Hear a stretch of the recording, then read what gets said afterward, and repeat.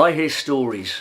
Stories of a sinking ship that can carry no more. Can't make it ashore because it's packed to the brim, where conditions are poor and pickings are slim. It sounds grim. But while sailors squabble over scraps and squeeze spaces, the opulent officers wear grins on their faces as they drill holes of austerity in the hull whilst reciting their well-rehearsed mantra. The ship is full. Yet they swing fat cats and gorging their enormous quarters, building barbed wire barriers instead of bridges over waters, exporters of war and slaughter to order with a barrage of broadsides on a biased border. I see stories. I see stories of hope and resilience where others are told to see fear and ambivalence, a threat of disobedience and an assault on sensibilities, just pathetic excuses for continued hostilities. I see frozen faces with the warmest smiles where others are told to see rapists and paedophiles. I see the cost of ignorance and neglect, people paying high prices, where others are told to see terrorists, told to devour divisive devices. So why alarms and why surprises when a doorstep challenge turns into a crisis?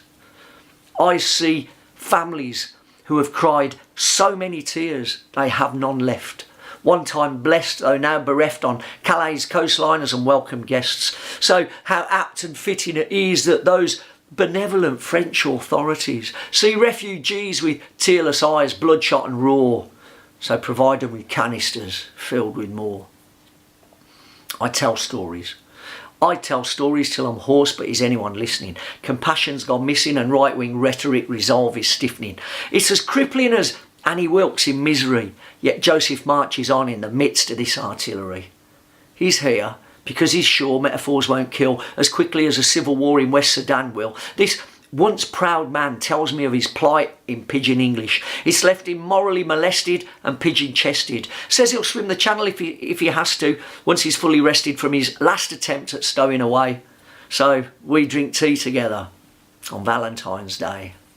And I make no apology. And I refuse to say sorry when I say the best thing to come out of France right now would be 1,000 hopeful smiles on the back of a lorry, a humane quarry and a ferry full of hope, not hate, to fill our soul, and an open gate at border control. Because these are the sad and selfish days where we need to overstand open gates work both ways. There's a whole globe waiting for the xenophobe. Good riddance to bad rubbish, please, because I can't think of a fairer trade than fascists for refugees.